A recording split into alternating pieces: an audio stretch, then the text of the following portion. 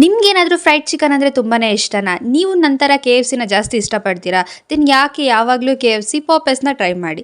So ನಾವಿವತ್ತು ಪಾಪೆಸ್‌ಗೆ visit ಮಾಡಿದ್ವಿ. ಅದಕ್ಕೂ ಮುಂಚೆ ನಮ್ಮ ಚಾನಲ್‌ನ ಫಾಲೋ ಆ್ಯಂಡ್ ಸಬ್ಸ್ಕ್ರೈಬ್ ಮಾಡ್ತಾ ಇದ್ರೆ ಮಾಡಿ, ನಮಗೂ ತುಂಬ ಖುಷಿ ಆಗುತ್ತೆ. ಸೊ ನಾವಿವತ್ತು ಗೋಪಾಲನ್ ಆರ್ಕೇಡಲ್ಲಿ ಲೊಕೇಟ್ ಆಗಿರೋ ಪಾಪೆಸ್‌ಗೆ ಬಂದಿದ್ವಿ. ಸೊ ಇಲ್ಲಿ ಡೈನಿಂಗ್ ಕೂಡ ತುಂಬಾ ಚೆನ್ನಾಗಿದೆ ಅಂತ ಹೇಳ್ಬೋದು. ಕುತ್ಕೊಳ್ಳೋಕ್ಕೆ ತುಂಬ ಸ್ಪೇಸ್ ಇದೆ. ಇಲ್ಲಿ ನಡೀತಿರೋ ಆಫರ್ ಕೇಳಿ ನಾವು ವಿಸಿಟ್ ಮಾಡಿದ್ವಿ. ಏನಂದರೆ 24 ಪೀಸಸ್ ಪ್ರೊವೈಡ್ ಮಾಡ್ತಾ ಇದ್ದಾರೆ ನಿಮಗೆ 699 ಆ್ಯಂಡ್ 599ಗೆ. 599 ಬಂದು ಬೋನ್ಲೆಸ್ ಆ್ಯಂಡ್ 699 ಬಂದು ವಿತ್ ಬೋನ್.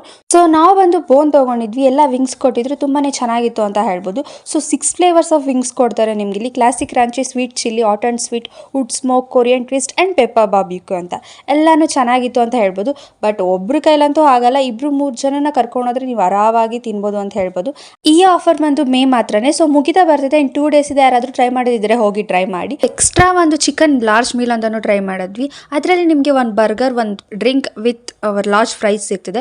ಫ್ರೈಸ್ ಓಕೆ ಅನ್ನೋ ಥರನೇ ಇತ್ತು. ಅವ್ರು ಏನೋ ಮಸಾಲ ಹಾಕಿ ಕೊಡ್ತಾರೆ, ಬಟ್ ನನಗೆ ಅಷ್ಟೇನೋ ಇಷ್ಟ ಆಗಿಲ್ಲ ಅಂತ ಹೇಳ್ಬೋದು.